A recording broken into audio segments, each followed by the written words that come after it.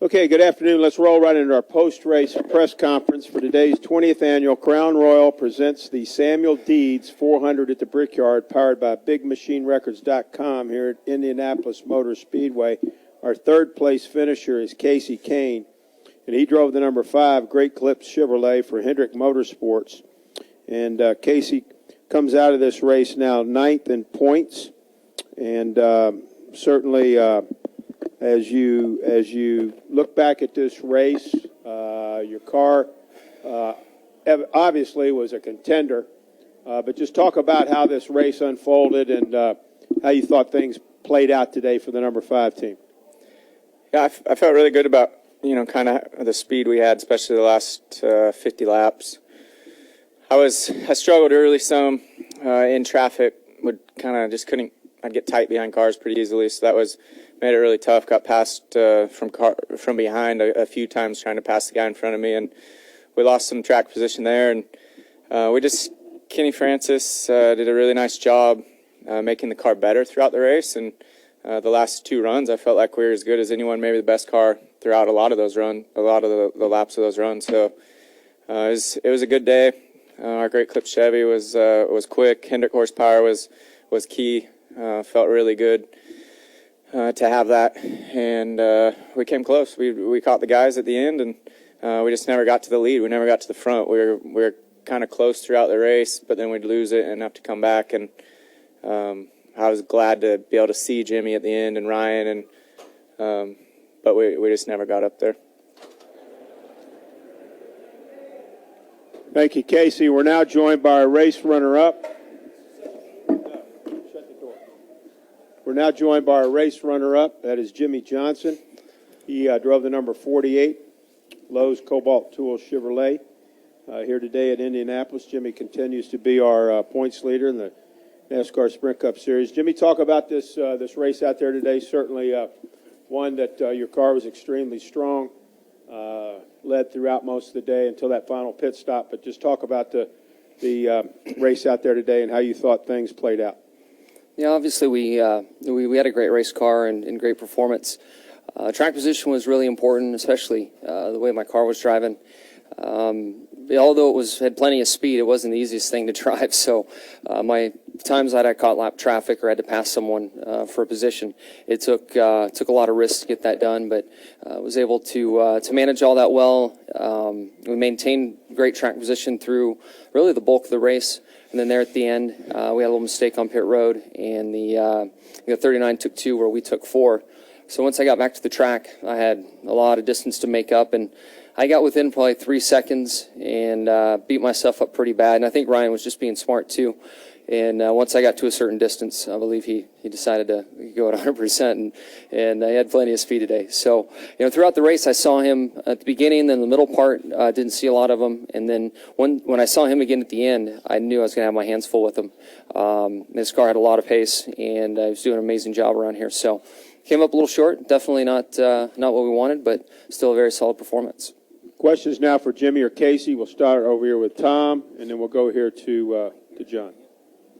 This one's for Jimmie. Tom Jensen from FoxSports.com. Jimmie, tough circumstances for you. I've heard you say on several occasions that no matter what happens, you and Chad have a pact that by noon Monday you're on to the next week.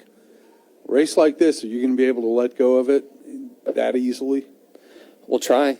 The biggest thing that's in my mind right now is we win as a team and we lose as a team.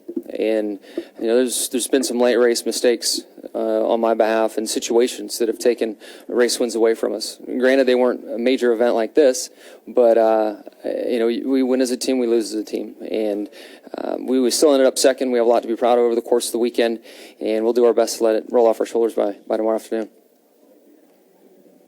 Let's go ahead right here, John. John Oriovitz of ESPN.com. A question for Jimmie. A lot of build-up, about you possibly becoming a 5-time winner of the Brickyard coming in. A bit of a letdown now that you're leaving as a 4-time winner, especially being so close? Being a 4-time isn't all that bad, so I can go home with a smile on my face. Both of you gentlemen, is there anything that NASCAR or the IMS can do to create more passing, especially up front, and maybe make for a better show for fans here at Indy? I know in '04, my first year here, it was actually pretty easy to pass, '04 and '05. And since then, it's been really difficult, and it was after they did some work to the track. You know, I know the tires have changed, the cars have changed, but before, you know, '04 and '05, however the track was then, you could run the outside and you could kind of diamond and get runs down the straightaway. And right now, you just, really, a lot of the race, you're equal, you know, and it's hard to be behind a car and carry that speed off the corner running in their track. So right now, we can't move around enough. And so how do you move around? I mean, if they could make the surface or the tire so we could move around would be probably the only way you're gonna make that happen.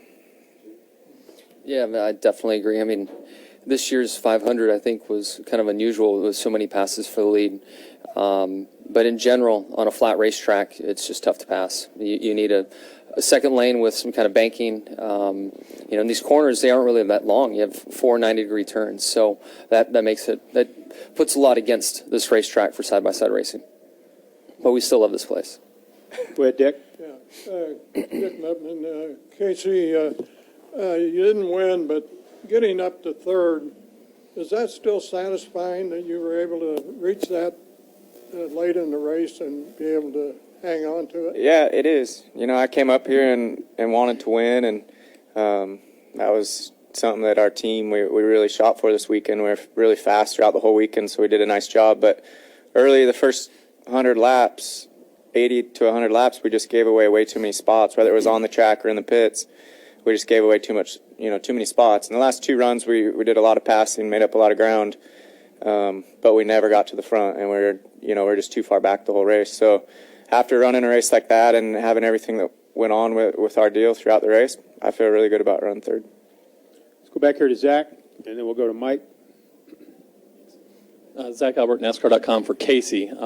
There were a few weeks there, it's been several weeks ago, but where it seems like everything that could go wrong for you guys did. Do you feel like, this and, maybe the last couple of weeks, Daytona aside from that, that you guys are turning it around, heading the right direction, and, the outlook for the rest of the summer heading toward the chase?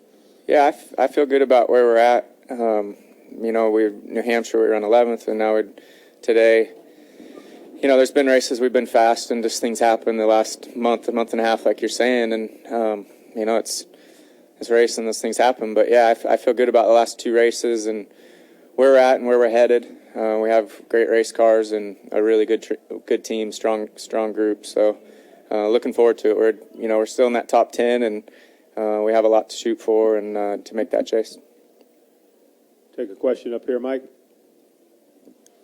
Mike Neff from frontstretch.com for both of you. It was noticeable when guys had to pit off sequence for whatever reason. When they got back on the track, they were significantly faster with newer tires. Did the tires really fall off that much, or was it a matter of they were back in with slower cars and that's why they looked like they were quicker?